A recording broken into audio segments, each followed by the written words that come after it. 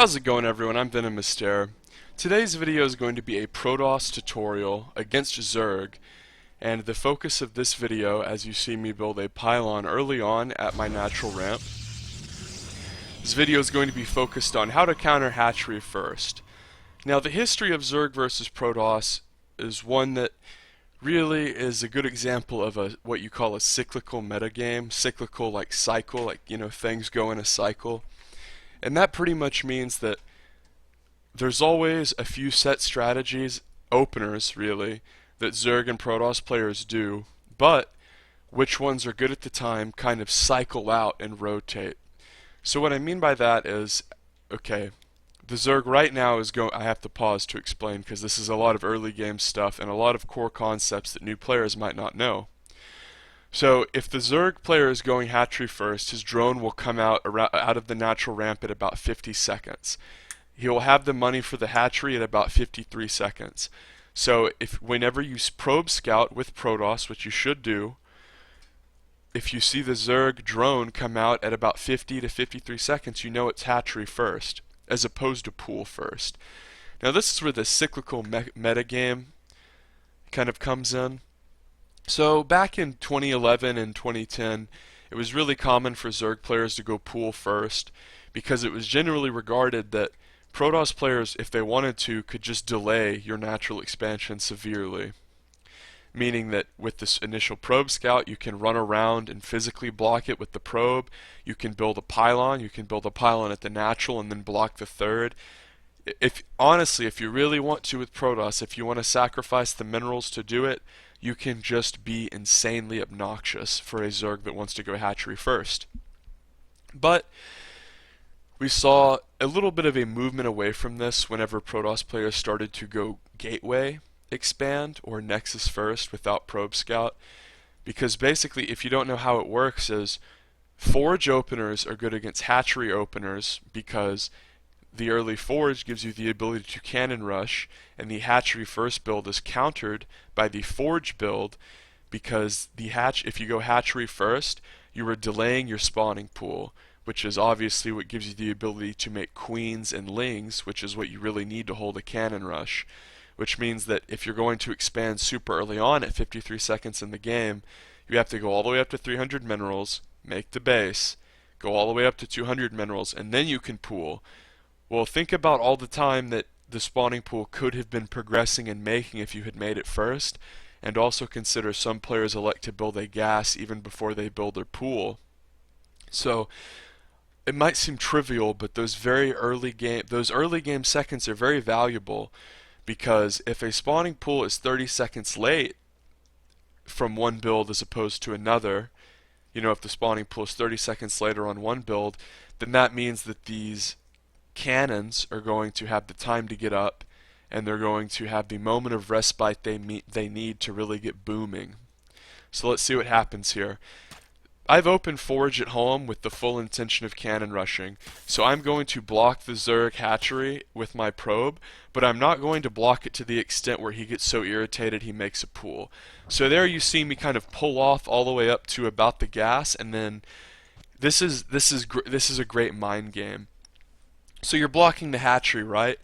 If you don't know, Protoss players, what Zerg is trying to do the whole time is they're like spamming B and H, the hotkey for build hatch, and just spam clicking down where they want to build the hatch, because all it takes is your probe to move out of the building range for a little moment, and the hatchery comes down instantly and is built.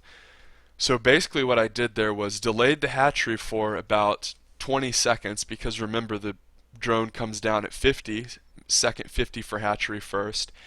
And so I delayed that for a good minute, really like 30 seconds, 25 seconds.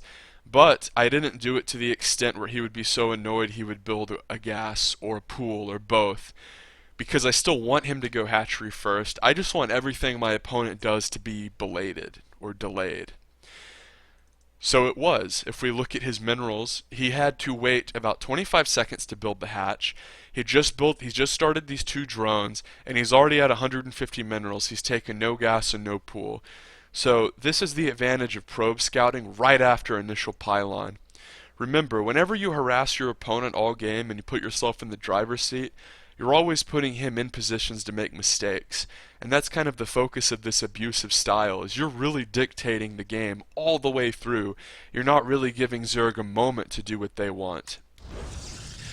So the point of that, delay the hatch, but don't delay it to the point where he gets frustrated and builds a pool.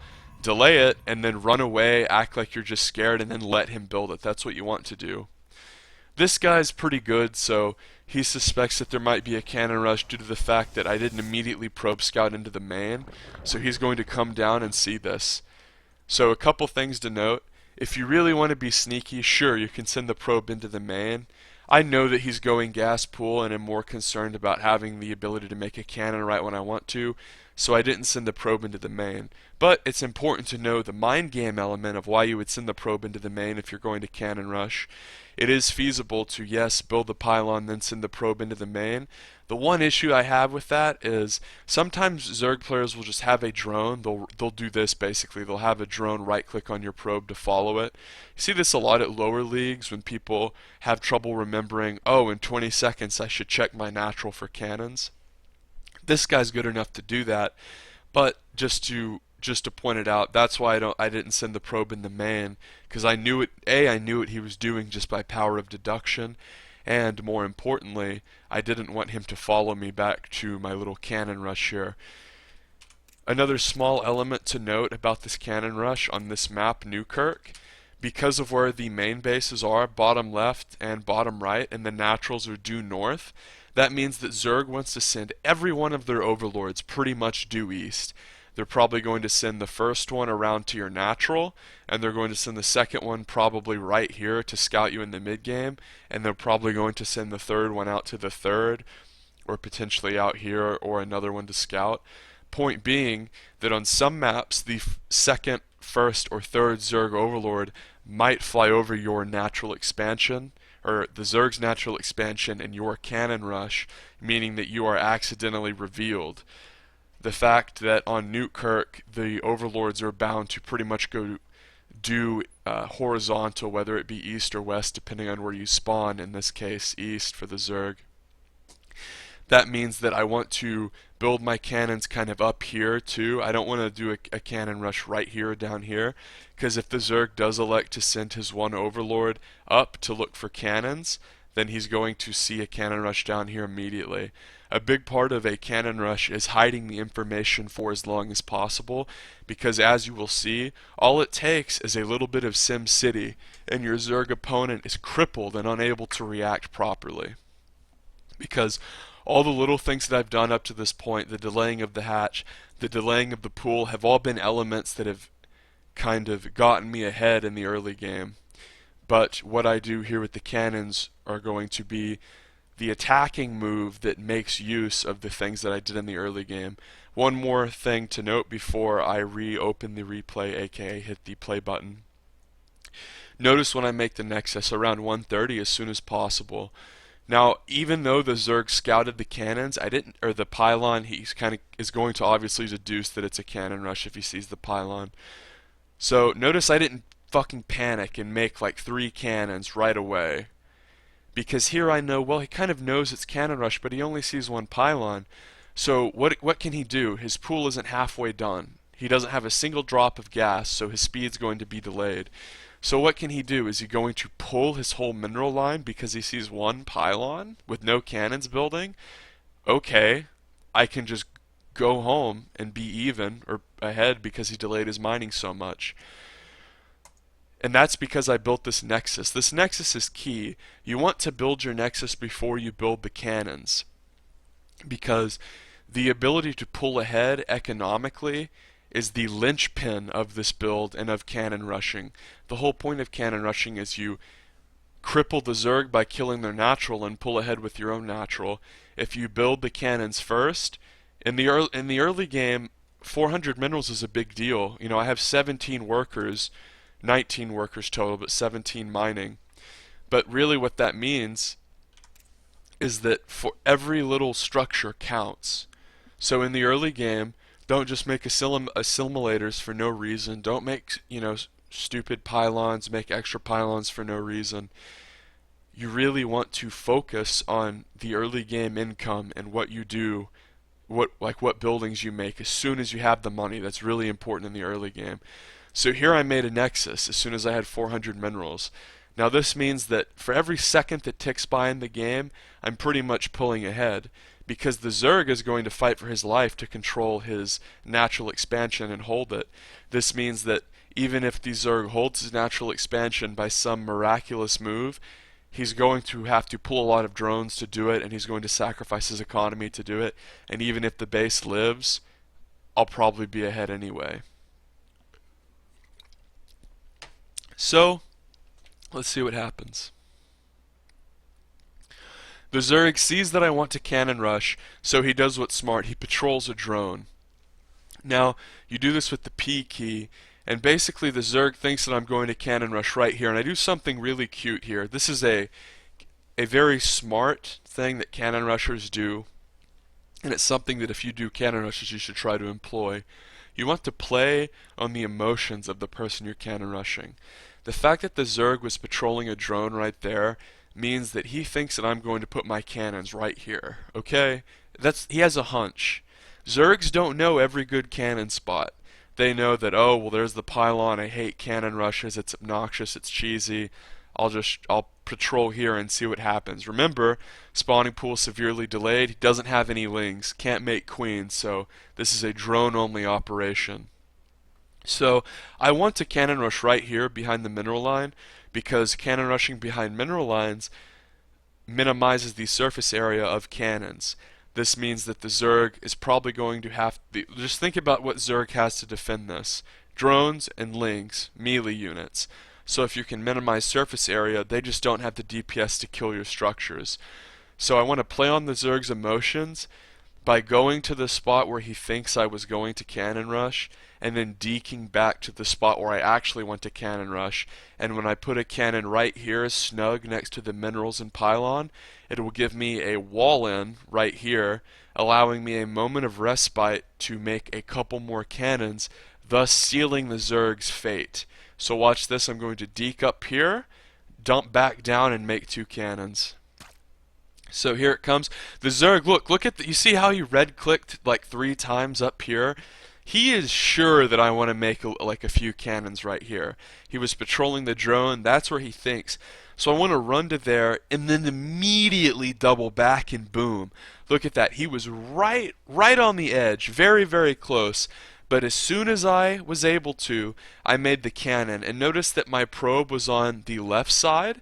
So when I made this cannon, my probe jumped over to the left side and not the right. This is important because I want to lay a subsequent second cannon down. And look at, you see these little red arrows? These are where the Zerg is clicking. So you can see he desperately is trying to get over here, but it's too late. He has to go all the way around, and I notice I have the money. I made the nexus, and then I waited until I had 300 plus minerals, because the whole point of this is getting the 2 cannons down right at the same moment. Because if you make one, he can pull a bunch of drones, and then if you make the other belated in a few seconds, the drones will often have the time to kill it. So here we go, cannon 1, boom, cannon 2. Notice I don't get the probe trapped in the corner like an idiot. I elect to make the 3rd pylon here because it protects a lot of surface area of these 2 cannons, and this means that if he focuses this top pylon, which he will probably do because of the high amount of surface area it has, the 2nd pylon will finish and the cannons will remain powered.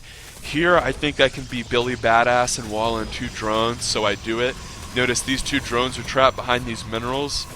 So right out the gate, he loses a bunch of drones. And this is common. Whenever a Zerg is cannon rushed, they're in denial. They're not really sure about how much a Protoss is going to commit. They don't know what the follow-up is. And it's a very hasty panic situation. If you want to win games of StarCraft 2, get in the driver's seat. Do builds that keep your opponent on the back foot and make them react. Drop a lot, harass a lot. This is a very cheesy, obnoxious, aggressive iteration of that idea of being in the driver's seat per se, but it still goes along with the concept. From the very moment the game started, I am dictating what's going on. I'm delaying the hatchery, cannoning the hatchery, expanding ahead of my opponent. I'm doing things that make me get ahead and, more importantly, make my opponent react and put him in a situation where he can make mistakes. This guy's not shit. He's in Diamond League, okay? So whenever a Zerg gets cannon rushed, they're going to pull their drones and they're going to attack, and even if the structures have a lot of health, very few Zergs will say, okay, I can't deal with it, I'll just forsake my natural.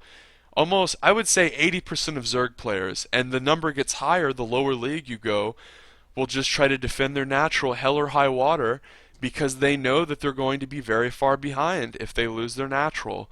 Remember, guys, an expansion for Zerg isn't just an ability to gather more resources, it's an ability to produce units. Every Zerg unit comes out of the hatchery.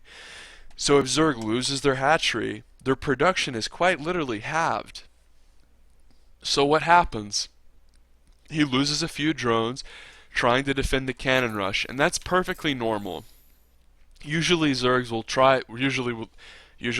lose a few drones trying to defend the cannons. So here I ensure that he loses more than a few by trapping a couple in, and then I don't need those two pylons because my two cannons are very well protected, and I just go ahead and cancel them. So at this point the Zerg is going to be making mass slow Zergling in a panicked attempt to try to break the cannon rush. Now, pretty much no matter how you cannon rush, the Zerg will be making slow lings because he's thinking, well, I'm really behind economically, he might not have a wall, so maybe I can go do damage. Well, this Zerg, he can't really decide, which is normal. This is another advantage of being in the driver's seat and keeping your opponent on the back foot.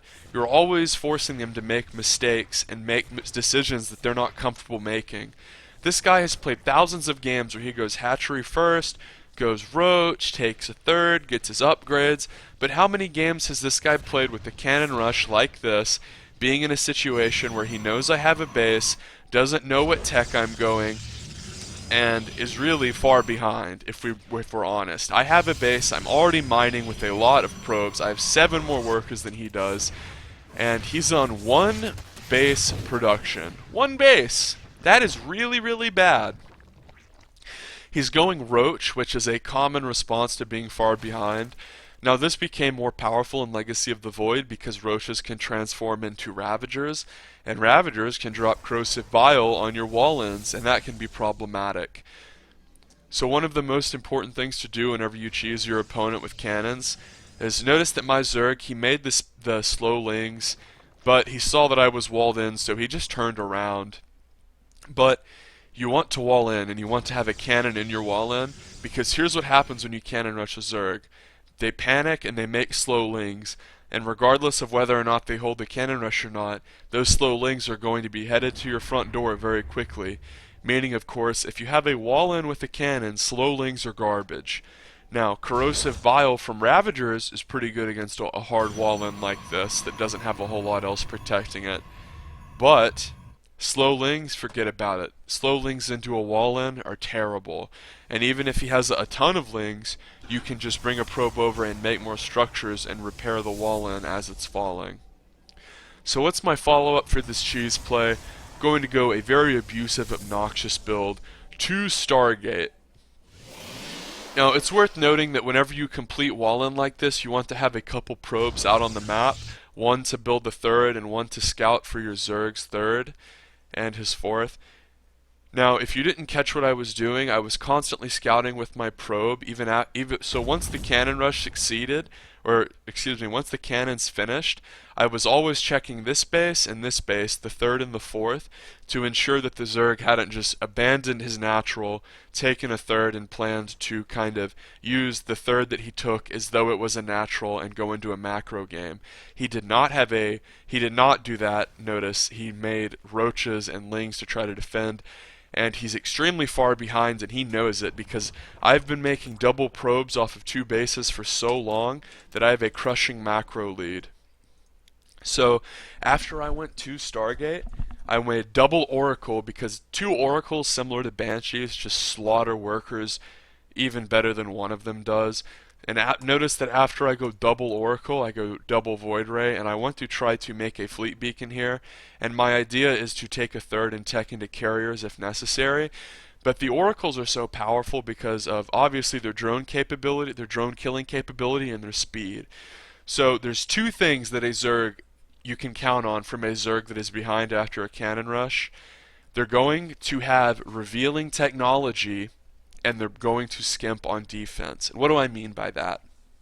I mean that a Zerg who lost his natural and has an overlord right here, this guy sees how many probes I has. He knows that if he just makes drones, he can't win, because he'll just be crushed in the mid game because I have such an insane income lead. So what does that mean? It means he has to do an all-in, something that is a very risky move, usually relies on catching your opponent off guard and surprise. Now this is good because I'm going to Stargate into double Oracle, which means that I will have a lot of scouting capability because Oracles are so good at scouting with Revelation and their speed. And as far as skimping on defense, a Zerg who lost a lot of drones and lost their natural in the early game isn't going to be saying, well, what if he goes DT or Stargate? So I'll build a safety spore. Yeah, you're not going to see a safety spore for someone who's 22 workers behind. Also, you're going to see subpar scouting from someone who's being cheesed or been cheesed because their overlords will often be in the incorrect spots, or they will be harried to the extent where they will forget. This is even more true at lower leagues. However, this guy has not forgotten to scout. He's elected to go Nidus Worm, and he has scouted the natural and seen what's up. And he's pretty much convinced that Nidus is the best chance I have of winning. And obviously, if he runs this Overlord in to see what I have, I'll probably deal with it. And then he doesn't have an Overlord close to do a good Nidus. He doesn't really want to do one up here because that's where I have my defensive structures. So this is why Oracles are so strong. I'm going to run in, and I can pretty much deduce he's not going to have a bunch of queens or a bunch of spores. Now, he does have quite a few queens. In a sense, he has 3, which, one more extra than he has bases, but that's really nothing. 2 Oracles do a ton of damage, and the only reason he had queens is because he was going for a Nidus play. Of course, he didn't have spores, so extra queens don't matter. That's part of why going double Oracle is so powerful, is because you can just run through one. You can make a joke of 1 queen and even kill 2. So he lost the queens he needed for his all-in. His mining was delayed where he can't make units right when he needed to, so he doesn't have roaches on the way like he wants. He lost some of his slow lings holding the initial cannon rush, and most importantly, he lost those queens because he was hoping to load a bunch of queens into this Nidus, pop out, transfuse a bunch of times, and break me. But I've delayed his mining, killed his queens, and scouted the Nidus. So at this point, all I have to do is make sure that I'm making units and make sure I'm checking the edges of my base. So I know that he has a third with no drones, and I've seen the Nidus, so I know he's completely all in. He has to win the game with this Nidus, so I do everything I can to stop it. Move my 2 Void Rays over, preemptively pull probes, try to stray the... Okay, this is important when dealing with Nidus. You need to immediately kill the Overlord. The earlier in the game the Nidus is, the more true this is, because that means they will be less likely to have another Overlord there or Overlord speed. So killing the first Overlord is crucial. Zerg has to have vision to make a Nidus, obviously. So obviously I just zap that Overlord. So once this Nidus dies, he'll have to immediately remake one, and because I plan on bursting it down, he's not going to have enough units come out of it where he can have the Nidus, have his initial Nidus and Overlord die, and then make another, because he's not going to be able to dump enough units out to get a foothold. So here I hit play, I have my probe surrounding preemptively, boom. Notice I have the Void Ray damage turned all the way up to max. And I don't gargle the corrosive bile, and because I killed those queens, that push looked ludicrously weak. And that's how you cannon rush into 2 Stargate with a ton of information about PvZ mixed in. So if you enjoyed, subscribe. If you don't like cheese, I don't blame you, but hopefully you learned something. Make sure you subscribe so you don't miss future videos though.